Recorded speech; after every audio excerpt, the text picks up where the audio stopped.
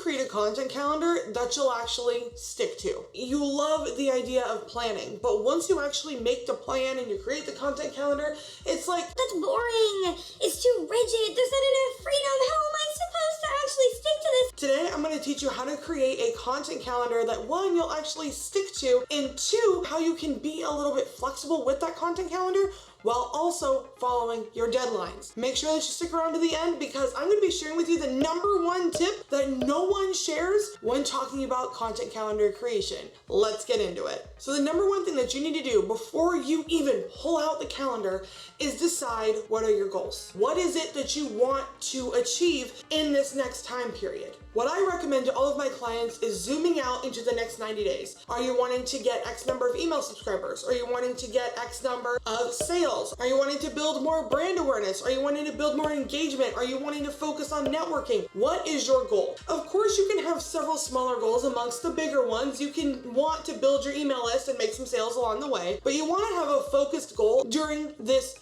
time period. If you do not have a goal in mind, you're always going to be wanting more because you didn't define what the goal was. If you're not sure what that looks like for you, take some time and brain dump. Get all of your ideas out and go, okay, I see like 6 or 7 things that I really want to accomplish.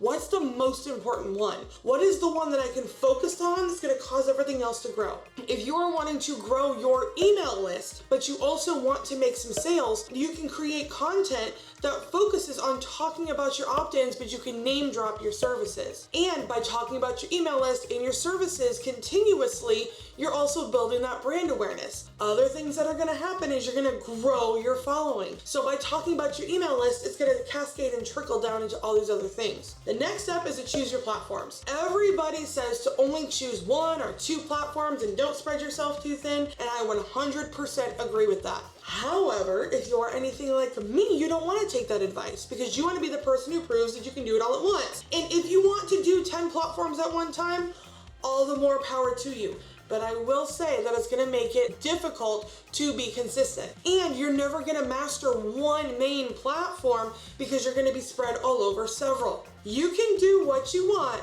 but for the sake of ease and simplicity, don't overdo it. I would say at most 1 or 2 platforms, maybe 3 if you're gonna be repurposing. Brainstorm a bunch of different content ideas. Pull out a notebook and spend 15 minutes writing down all of the ways that your product can help people. If you have multiple products, do this for all of your products. Do this for all of your services. And do not stop writing for 15 minutes.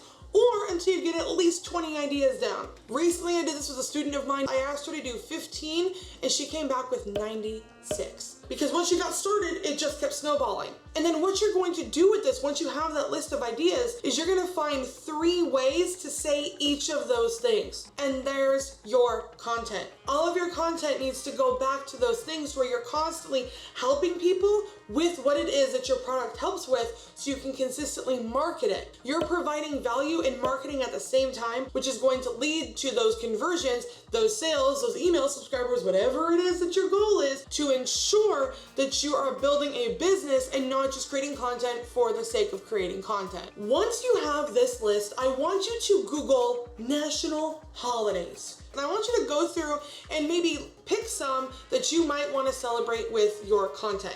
I'm not just talking about Valentine's Day and Christmas, but I'm talking about National Popcorn Day, or National Best Friends Day, National Buy a Rose Day, National Take a Nap Day. That one's my personal favorite. And then once you have those lists of holidays, look through it. If any stand out that are coming up in the next 30, 60, 90 days that you want to make sure that you're like celebrating or creating content around, that would be fun. Put those on your calendar. Do that first to ensure that the content you create is going to match up with those holidays and you don't miss it. Now, if you're like, oh my god, Karleigh, that's the cheesiest thing I've ever heard and I want to do that? You don't have to, you can skip this. The next thing you need to do is ask yourself, do you have any launches coming up? If so, you need to make sure that those dates are on the calendar. If you have a course like myself, you need to make sure that if you're going to be opening up the cart for your course, that all of your content is getting people ready to buy once that cart is open. If you are a service provider and you're launching a new service, or you're just going to be talking about it more at a specific time, you need to make sure that all of your content leads to that. If you are more of an evergreen business, then you need to make sure that your content is consistently talking about your services and your products to ensure that people are aware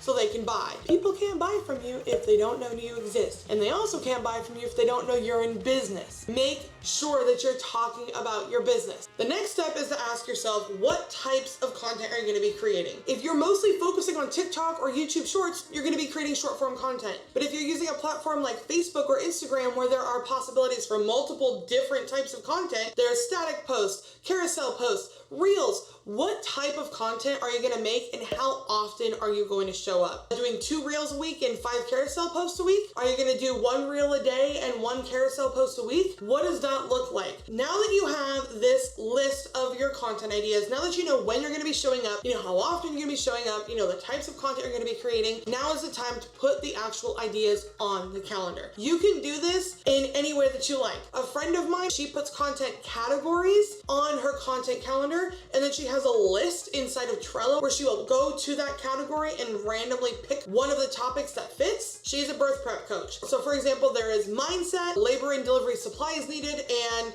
education on different hospital procedures, right? So those 3 things. She will make sure that she has 3 different cards in Trello and a bunch of different content ideas under each one. And that way, when it comes time to create the content, she just goes to the Trello board and picks the idea, and that's what goes in the content calendar for that day. You can do content themes. You can do very specific, this reel is going to be this script with this call to action on this day. You can say, I want to make sure the call to action is this, but I don't really care what the content is. Whatever works for you in your brain, that's what matters. Remember, this is going to be a content calendar that you actually follow through with. And you know how we talked about that flexibility in the beginning? When you are creating your content calendar, absolutely stick to that content calendar. But Karleigh, you said this could be flexible, and now this sounds boring as hell. If you want to create more content, you can. If you decide that you're gonna post 3 TikToks a week, but suddenly you get the inspiration, you can post 10 in 1 week. What matters is that you do at least the 3 that are listed on your content calendar. If you are planning out your content calendar for 6 weeks at a time, but 2 weeks in, you're noticing a trend that a bunch of people on TikTok are really loving this one topic, you can shift things around. You can still have that main objective be building your email list. You're just gonna talk about it in a different way. For the bonus tip that no one freaking talks about, and not doing this is the reason that you aren't consistent in social media in general. Decide when you're gonna create the content.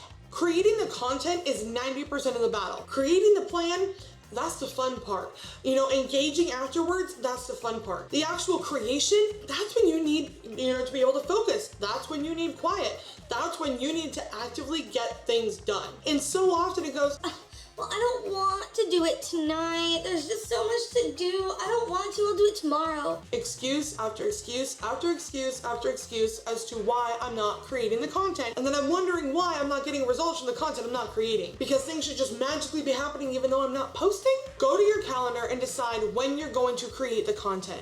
If you want to batch a crap ton of short form content once every 2 weeks, do that. If you want to do it once a month, do that. If you want to sit down and plan out all your Instagram captions for an entire month, do that. I don't care how you do it, whether it's for a month or a week or a quarter or a day, I don't care. All I care about is that you put a date on the calendar as to when you're going to create the content, and then you treat that date as if it's a date you set with your boss. That date stays there and you figure out how to get it done. Obviously, life happens, but you still need to do your best to keep it. You do need to reschedule. Be clear on that, that's okay, but put a date on the calendar when it is going to get done and stick to it. Sticking to the content creation dates that you put on your calendar is a huge step in the right direction when it comes to consistency. However, it's not the only step that you need to take. In fact, I walk you through how to be consistent even when your life is insane. Single mom here, I get it, and I teach you how to do it all in this video. Trust me, you're gonna wanna watch it.